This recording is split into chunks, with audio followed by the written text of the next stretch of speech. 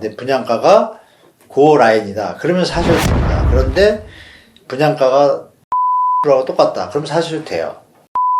비싸도 사도 된다고 청약해도 돼요. 안녕하세요 구독자 여러분.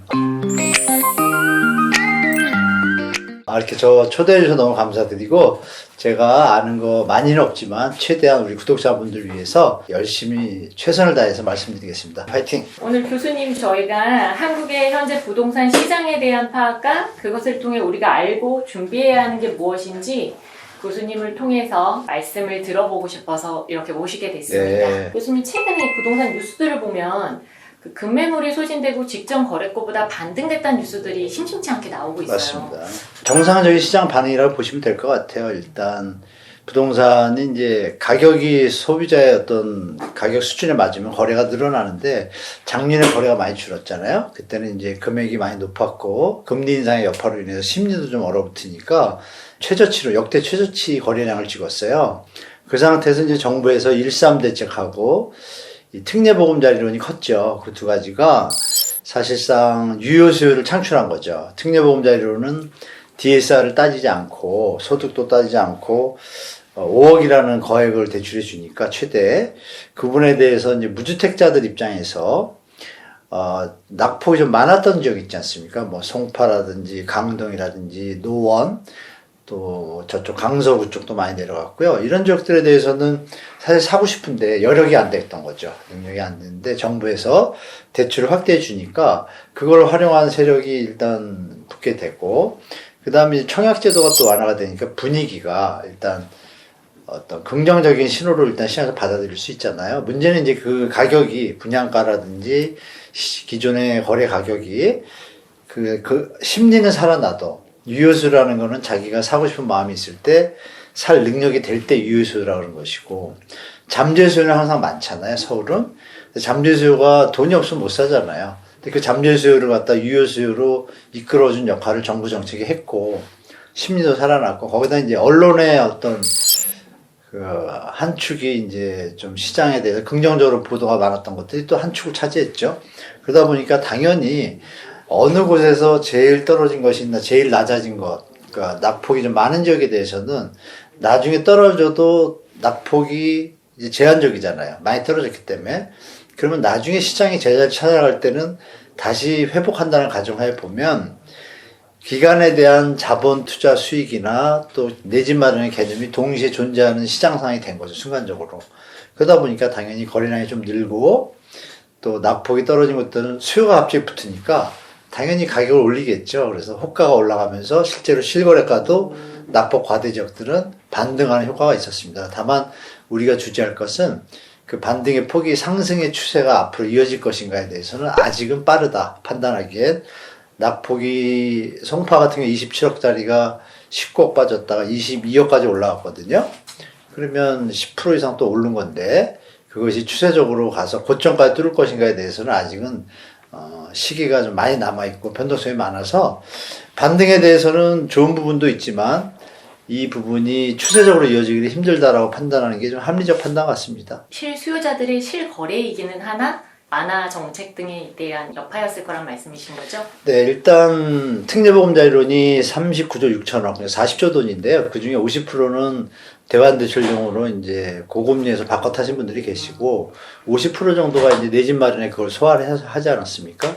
그분들을 이렇게 계산해 보면 평균 대출 금액이 2억 5천에서 한 3억 수준이더라고요. 평균으로. 서울은 좀 더 받았겠죠. 한 3억 5천에서 4억 정도. 그걸 감안해 보면은 9억 이하의 주택이니까 6억, 9억의 이하의 주택들이 많이 늘어났는데 비해서 추가적으로 아이러니한 것은 9억 이상의 초과주택들도 많이 늘어났습니다. 그 얘기는 뭐냐면은 3월 2일 날이요, 그 정부가 유주택자 전세대출 풀었어요, 조용히. 그 부분이 강남 4구 일대에서는 변화된 갭투자 형태로 다시 시장에 조금 가세를 했습니다. 그래서 그런 부분이 같이 있어서 제가 볼 땐 지금의 어떤 시장 현상은 자연스러운 현상이라고 보고, 다만 무리하게 하시는 분은 예전같이 많지는 않은 것 같아요. 다만 이게 내려갔을 때 충분히 감내할 수 있으면 문제가 없는데, 감내가 안 되거나 레버리지가 과다해서 예상대로 금리가 조정이 안 된다면 좀 부담이 되겠죠. 그런 부분을 우리가 시장에서 좀 지켜봐야 될 것 같습니다. 그러면 최근에 추경호 장관이 선의의 임대인 제한적 대출 규제 완화에 대해서 말씀을 하신 게 있어요. 네네네. 역전세 난 심화로 정부가 정말 DSR 규제까지 풀게 될까요? 네, 이게 정확하게 이제 보셔야 되는데요. 시장에 이제 언론의 보도가 좀 확대 해석하는 부분이 좀 있어요. 그게 뭐냐면, 이 추경호 장관이 며칠 전에 이제 이런 표현을 했죠. 말씀하신 것처럼 선의의 임대인이라는 표현을 썼어요. 그럼 악의 임대인은 없거든요, 사실. 그냥 다 자연스럽게 하는 것인데, 굳이 선이라는 표현을 쓴 얘기는 뭐냐면은, 선의 임대인의 피해를 줄이는 거거든요, 감소. 그게 어떤 의미냐면, 은퇴자들 있지 않습니까? 소득이 없는 분들. 소득이 없는 분들이 전세 가격이 올라가니까 올라가는 대로 전세를 받았다가, 그거를 사람이 돈이 있으면 쓰게 되잖아요. 그 돈을 쓰든지 뭐 어디 다른 데다 투자가 됐을 때 부동산을 사뒀다고 가정을 할게요. 그 돈으로 또 부동산을 샀는데 임차에 나가야 되는데 이 부동산을 팔아서 줄 마음은 있어요. 그렇죠? 선의 임대인이라는 건 그렇게 표현할 수도 있을 거예요. 안 갚으려는 것이 아니라 팔아서 주려는데 이게 안 팔리고 대출을 받아서 사주려고 하는데도 또 대출 제한에 걸리니까 길이 없는 거예요. 그러니까 이런 경우에는 예를 들어서 자산 담보 능력이 충분하다고 가정되면 선의 임대인이라고 표현한 것 같아요. 제 생각에. 그리고 그러니까 그 얘기 뭐냐면 일부 제가 말씀드린 사례처럼 누가 봐도 이 사람이 갭투기 형태가 아니라 정상적인 시장 상황의 시류에 맞춰서 가다가 본의 아니게 지금 유동성 위기가 와서 못 갚게 되는데 못 주게 되는데 그러면 갭에 대해서 못 갚을 능력이 없는 분이 아니라 지금 말씀드린 것처럼 이걸 팔아서 갚았는데 이게 안 팔리는 시장 상황이잖아요. 그러니까 이런 부분들에 대해서 유동성을 잠시 확보해 주는 차원이 1번인 것 같아요.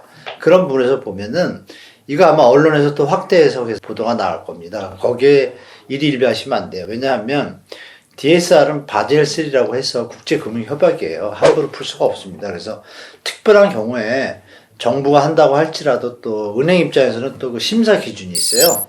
은행의 BIS 비율 맞추듯이 그 위험 가중 자산에 대해서 그 점수제가 있습니다. 그걸 넘어서면 금융감독원에서 제재가 들어와요. 말씀하신 것처럼 금융위원장이 그런 뜻으로 말씀하신 거예요. 그래서 그런 부분에서 특례보금자리론도 DSR을 피해갔잖아요.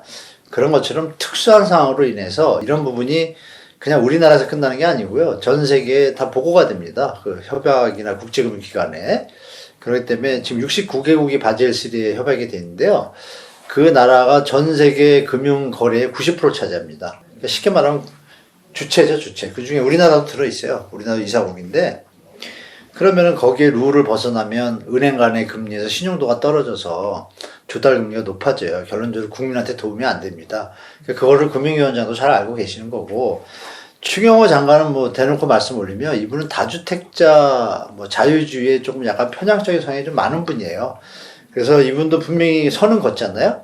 선의 임대인. 그러니까 쉽게 말씀 올리면 시장에서 기대하시는 것처럼 일반 무주택자나 일반 뭐 투자를 좀 더 하고 싶은 분들까지 DSR을 풀 일은 저는 없다고 보여져요. 그래서 아까 말씀 사례처럼 특별하게 이걸로 인해서 능력이나 마음이 다 있음에도 불구하고 현재 상황상 유동성을 확보해 줬을 때 차후에 문제 없이 넘어갈 사람들에 한해서만 풀어줄 것 같다라고 저는 보고 있습니다. 네. 지난 6일날 호주에 이어서 7일에 캐나다도 깜짝 금리 인상을 해서 관심이 높아졌는데 네.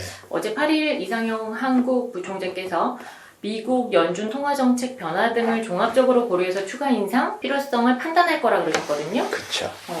미국 연준은 어떤 입장을 취할 거라고 보시는지 또 그에 따른 한국의 금리 전망은 어떻게 보시는지. 네, 우리는 이제 미국 금리랑 약간 커플링 현상이 있는데 가계부채가 좀 심하다 보니까 대한민국이 조금 텀을 뒀죠. 동결을 했는데 우리가 미국 기축통화를 따라가는데 이제 미국의 그 금리 결정은 파월 장관이 누누이 얘기하잖아요. 뭐라 그래요? 목표는 2%다. 그리고 어떻게 금리를 조정한다 그랬어요? 데이터를 보고 결정한다 그랬습니다. 근데 그 데이터의 핵심은 뭐냐면 CPI하고 PC라는 게 있습니다. CPI는 소비자 물가지수고 PC는 소비자 지출 가격 지수라는 거예요. 근데 PC가 사실 더 좀 신뢰도가 높습니다. CPI보다. CPI는 부동산 부분을 많이 넣기 때문에 그 등락이 좀 심하고, PC는 기본적인 물량들을 이 전수조사 수준을 하고요. CPI는 조금 표본조사를 하기 때문에 PC를 더 중요시한다. 아마 워딩 찾아보시면 파월이 했던 얘기도 있습니다. PC를 중요시하겠다. 근데 그 PC가 지금 별로 안 내려갔어요. 안 내려갔고, 그게 지금 4%대예요. 도리어 올라갔습니다. 저번 발표 때. 매월 말 금요일 날 하거든요.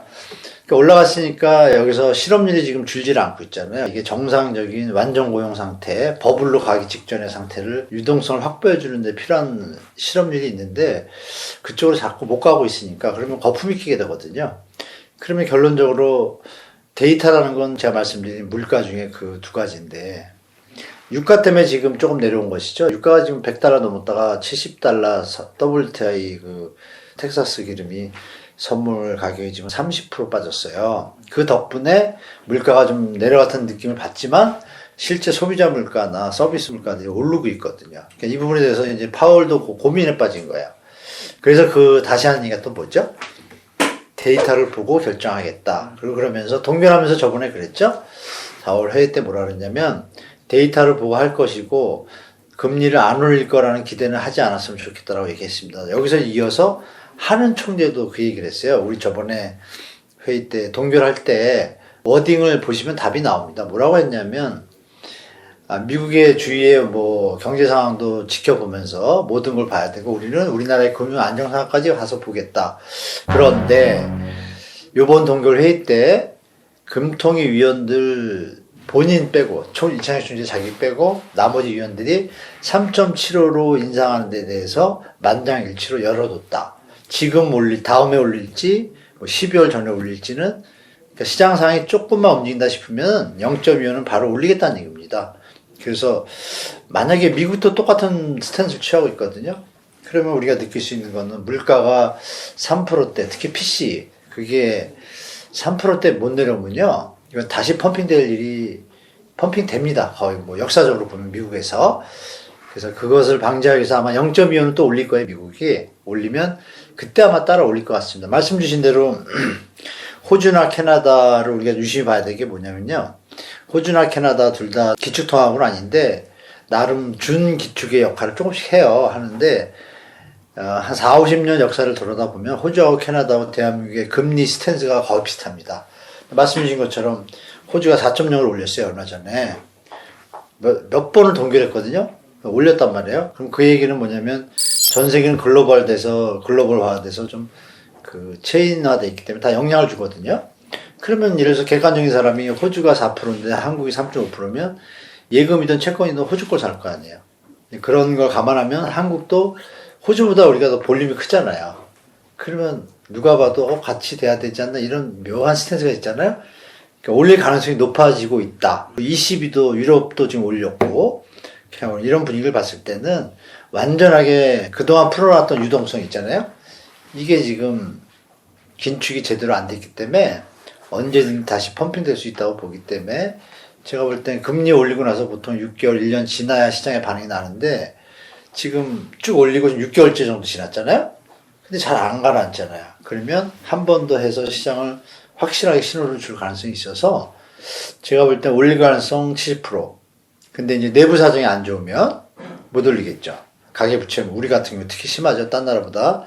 호주도 좀 비슷해요. 비슷한데 우리나라가 좀 더 심하죠. 가계부채나 기업부채들이. 이런 부분 때문에 우리는 올리기가 좀 난감한 부분이 좀 있습니다. 그럼에도 불구하고 국가 경제가 안 좋아지면 다 안 좋아지기 때문에 결국은 따라갈 수밖에 없거든요. 그래서 그런 부분 때문에 저는 가능성을 열어두셔야지 섣불리 인하가 좀 빨리 될 거다 이런 생각은 접어두시는 게 좋고요. 올 연말까지는 인하될 일은 없을 것 같습니다. 딱 하나 있죠. 인하될 일은.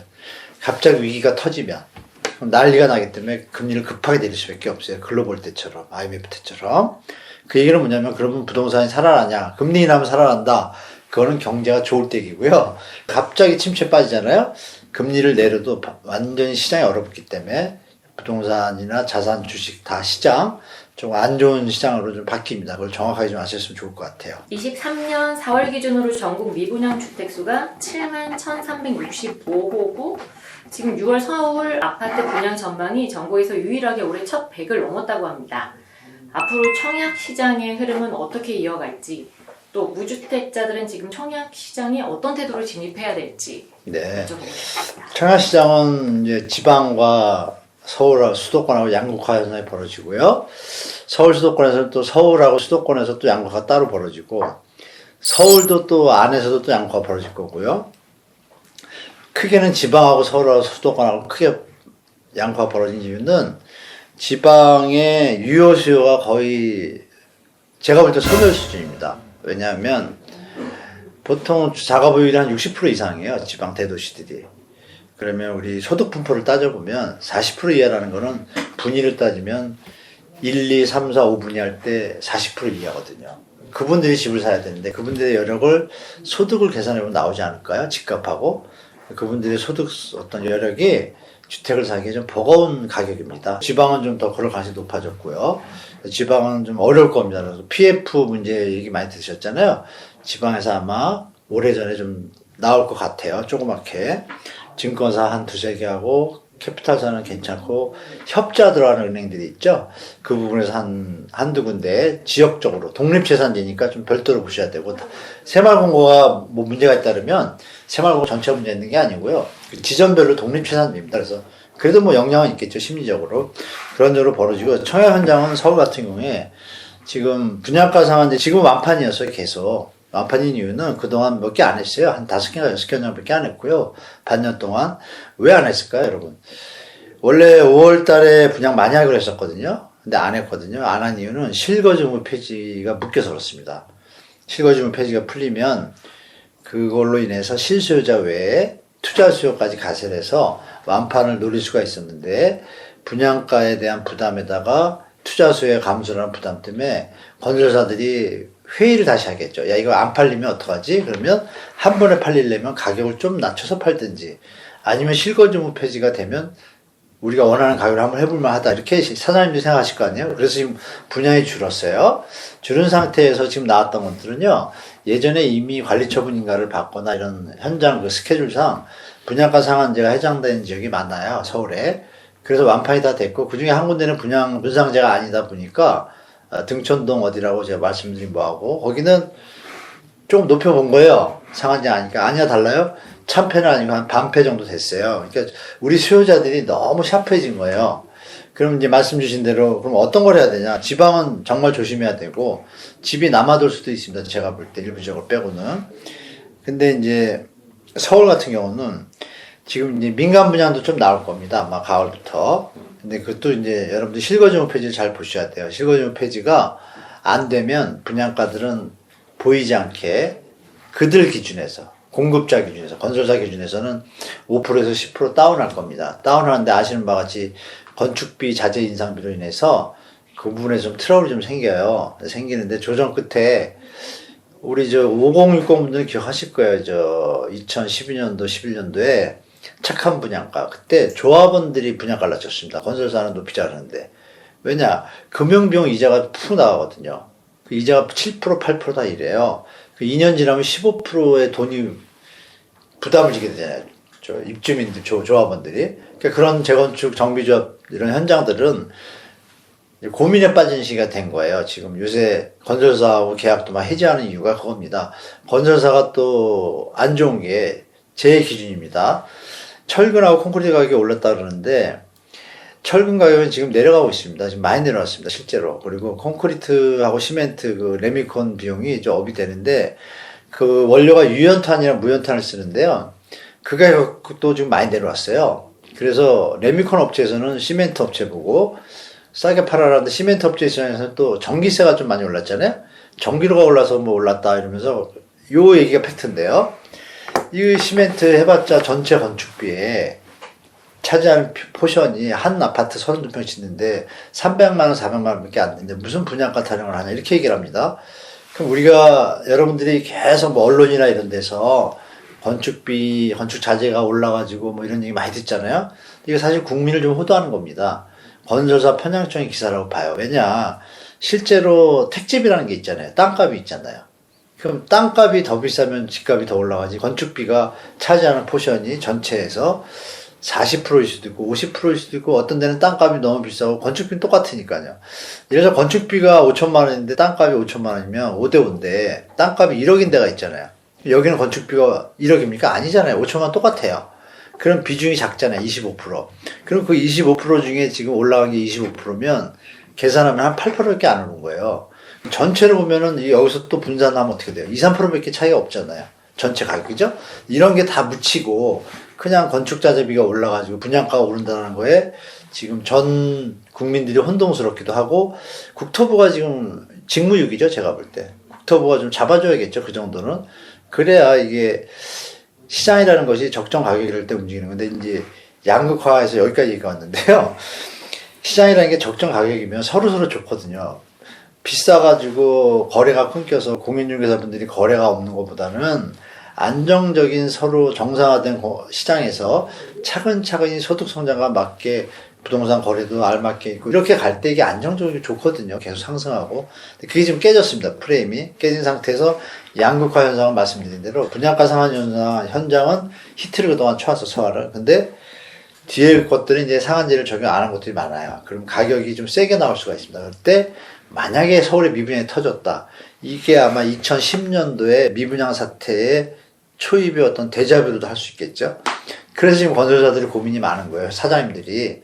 아, 이게 옛날에 10년 전이니까요. 10년을 생각하니까 이거 잘못 가격을 던졌다가 갑자기 심리가 꺾이는 순간 또 지금 외부 요인들 있잖아요. 충격이 오는 순간 이거 갑자기 시장이 죽으면 사업이 거의 뭐 회복하기 힘들거든요. 고민에 지금 많이 빠지셨을 거예요. 그래서 결론은 근데 계속 가져갈 수는 없잖아요. 이자가 되니까. 그러면 조합이랑 빨리빨리 타협해서 팔릴 수 있는 가격에 하는 게 제일 현명하겠죠? 그런 시기가 2, 3년에 올 것 같아요. 그래서 지금 청약 방법은 만약에 주택가격이 30% 떨어졌다. 근데 분양가가 그 라인이다. 그러면 사셔도 됩니다. 왜냐하면 40%까지 좀 떨어진다고 봤는데 신축이잖아요, 여러분. 그죠? 신축이니까 10% 비싸게 사도 되죠? 신상하고 기존 상품 틀리니까. 그래서 30% 정도 떨어진 지역이다. 서울에서 수도권도 마찬가지고요. 그런데 분양가가 30%하고 똑같다. 그럼 사셔도 돼요. 5% 정도 비싸도 사도 된다고 청약해도 돼요. 왜? 갭이 10에서 15%고 내려가도 한계가 있고 올라가는 거는 앞으로 길게 보면 있을 수 있잖아요. 그런데 이제 만약에 이게 15%밖에 안 빠졌어요. 근데 분양가가 그대로예요. 이건 좀 조심하셔야죠. 여러분이 듣던 마이너스 P가 나올 수 있겠죠. 서울, 강남도 그 시절에 마이너스 P가 있었으니까요. 지금 실제 인천, 수원에서 마이너스 P가 많거든요. 지금 입주를 한 1년 앞둔 것들은 마이너스 P예요. 그래서 그런 시기를 잘 넘기셔야 되는데 청약시장은 이제 양극화, 초양극화로 벌어질 거다라고 저는 보고 있습니다. 그렇게.